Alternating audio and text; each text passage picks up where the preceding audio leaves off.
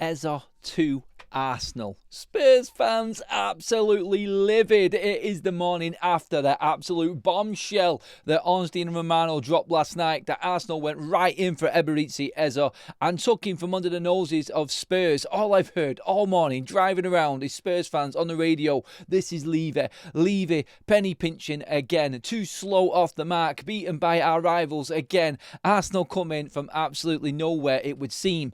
But that's not quite the case. That isn't quite the case in this. There's a lot to get into with it, Eze.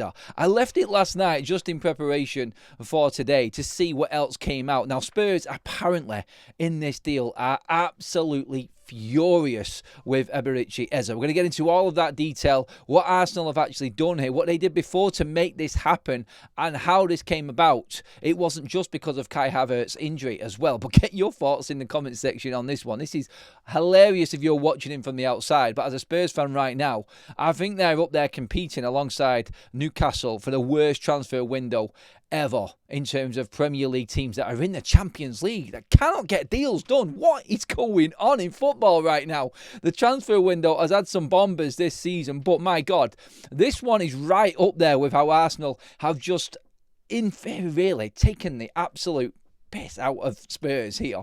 They really have, haven't they? I mean, I said, like, as a neutral, it's all right for us, but I can see how Spurs fans would be livid with this one. If Man City came in and did this to United, or Everton had this done to them by Liverpool, even Sunderland, Newcastle, whatever it may be, local rivals like this, when transfers like this happen, it is a real kick in the sack. It is.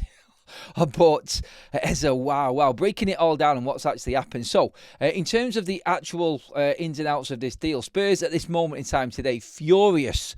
Absolutely furious. They're claiming that they had a full agreement with Eze in place. A big video announcement was planned and everything was ready to go. Oh my God, it gets worse, doesn't it? Player was excited about the deal, and other squad members at Spurs were really excited for Eze to come and join them and be part of the team going into the season. And Arsenal weren't even on the radar. Late yesterday afternoon, bang, Ornstein comes out, Arsenal bid in. This is off the back of Kai Havertz, but let's not forget, like, Kai Havertz is a striker, Eze is a winger, and Arsenal have got an abundance of them. You've got Martinelli, you've got Saka. Like, I'm fearing for one of these players at the moment. Probably not Saka, but Martinelli, Trossard, definitely days are numbered, I would say, with Eze coming in. Or is Eze going to play at 10? Is there one of the midfielders that you're looking? I mean, it's Odegaard, he's the captain, so you wouldn't have thought. So, I mean, depth, yeah, Arsenal, loads of depth on this, but Spurs absolutely seething. They're now looking at Savinho and Lookman. I'm sorry, it doesn't have the same grasp, does it? It doesn't have the same sort of razzmatazz signing as an Eberechi Eze signing does. And I can see how Spurs fans have just fallen off here right now. Great start to the season. Obviously, they're getting business done where they can as well. Thomas Frank, not too bad.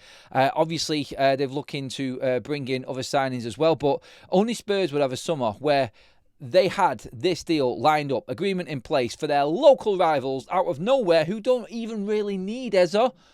Take that away from them. They had a here we go for Morgan Gibbs-White from Fabrizio Romano. That didn't happen. Whenever does a here we go wrong? Only for Spurs. This is the most Spursy summer you could ever get. So let's not forget, this team has got Champions League money and Champions League to attract players in. It is mind-boggling how they have managed to screw this Eberechi Eze deal up. Waiting around thinking that they were the only ones in. Oh, God, I can understand. The Spurs fans absolutely seething with this. The deal, as it is, 60 million plus from Romano and Ornstein broke this news last night. This, obviously, now moving forward at an accelerated rate.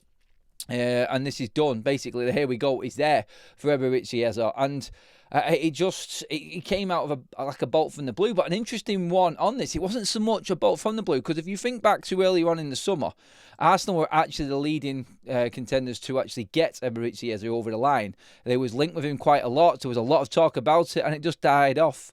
a little bit. Arsenal needing to make sales. Well, it does look like Kai Havertz and that injury that he's picked up, the knee injury, has forced this move forward in a way. Even though it's not a striker like for like, they still managed, Arteta has still managed to pull a Mikel Arteta out the bag here and get this deal over the line, getting another winger or attacking wide player in instead of another striker to cover Victor Gyökeres, because if Gyökeres gets injured, they're in exactly the same position as they was last season, putting round pegs in square holes. And we'll see how that develops through the season. You never know, he might just stay fit, Gyökeres. But I would have thought they'd have looked at another striker. Maybe they've gone in for a Wissa or someone like that just to give them extra cover. It wouldn't have cost them as much. And they've already got cover on the wings. Figures. But I think the worst bit about this is that Spurs lost out, but Arsenal were in for EZE. Let's not forget that. That's a big part to take from this video. Like earlier on in the summer, and I heard Ben Jacobs talking about this as well. Don't disregard the legwork and all of the groundwork that Arsenal put in earlier on in the summer, because they were linked with him heavily. They've obviously gone into detail with Palace about what the conditions are to make this deal happen, and they have now, with that in hand and ready to go, off the back of the injury to Havertz, made a decision in club to just go, right, we know what this is going to take. We've got the money to get it. Can we move some players on after this? Can we afford for Spurs to take this player? No, we can't. We need to do this. Wang, bam, thank you, ma'am. In goes the deal, in goes the bid. Accepted, here we go. Eberechi Eze, in fact, got told on the phone as he was leaving training on his way home, and apparently was screaming and shouting and celebrating in his car that Arsenal had come in. It was always Arsenal that he wanted to go to. And I'll be honest right now, like if I was Eberechi Eze, I think the future's more secure at Arsenal. I mean, I personally wouldn't go to any, of course, but I mean, get into the comment section on that one as well and tell me what you think. Would you have gone to Spurs or to Arsenal? You could argue a couple of points for both, but stability is the Gunners and Spurs is Spurs. You are going to be the main player, but is there any guarantees that you are going to be back in the Champions League competing at the top level again? And I always said this, how is EZE going to Spurs? It just doesn't make sense. Like, why would a player actively want to go there of knowing that they're going to be in the Champions League for one season? That's it. One season. And then you back down into Daniel Levy's clutches again and never being able to go anywhere because he won't sell.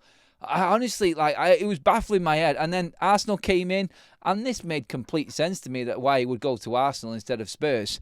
The only thing that didn't make sense to me was the fact that Arsenal have gone in for another winger instead of a striker. There are other strikers on the market that Arsenal could have gone for with Kai Havertz being injured. I mean, Martinelli, Trossard, Saka. I know last season Martinelli and Saka both got injured and they were mixing and matching. Obviously, they lost out on strikers in Havertz and obviously Jesus going out injured at big parts of the season. They were struggling. And they've got depth now. They have got depth. And you can't really argue with Arsenal's window. They've replaced the midfielders that have left in Jorginho and Partey. We're bringing in Norgard and obviously Zubimendi. They've brought in a spare goalkeeper just in case, which is good. They brought in another defender just in case. They've signed deals and contracts for the likes of, I think it's Miles Skelly has signed his contract. I'm not sure about Wanyeri yet on that one, but still, they've done that. Then they've brought in a striker in Gyökeres, and now they've got cover for the wide players also. The only thing on that is, and of course everybody understands exactly where I'm going with this again, if anything happens to Victor Gyökeres, they're going to be putting round pegs in square holes again, like I just said. And that's the only thing that you could say really is wrong with this approach. Should they have gone for another striker? What's more important? EZE is a quality player though. My God, Arsenal have got some strength there now this season. Get your comments in below and let me know what you think about this. But Spurs fans, not happy at all. Whoa, that was a bombshell last night. But what's coming next? I don't think this window is done by any means. Like right now, Spurs looking at other alternatives. It's just going to seem like it's a downgrade. That's all I'll say on that one. Get your comments in, let me know what you think. Make sure you hit that subscribe button up on your screen right now. And of course, pop a like on the video if you're loving the content. See you in the next video.